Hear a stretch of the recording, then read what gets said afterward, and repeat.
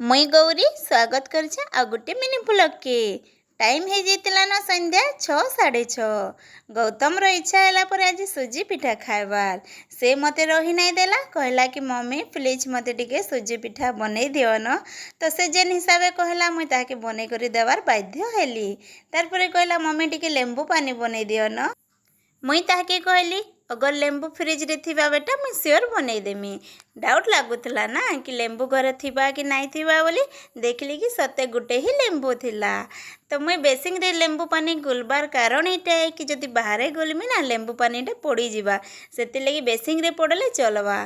गौतमी ने काଣା करूचन देखन तो जड़े बसीचे टीवी लगे करी आउ जड़े बसीचे मोबाइल धरी करी का करबे छुआ माने भी कहून तो एते जोर गरम लगुचे जे मुई भी कही ना पारबार कि पड़ भज बोली करी तार भितरे हो जाइतिला मोर तेल भी गरम आ पिठा भी रेडी कम तेल ढाली जगह जेहेतु मुई कम पिठा बनई। ई पिठा खाली गौतम के पसंद पड़े। गौतमी तो किसी ना खाएसी जे वीडियो मान के तो देखु दिवे पिठा देखी करी गौतम रे केते खुशी देखुन तो।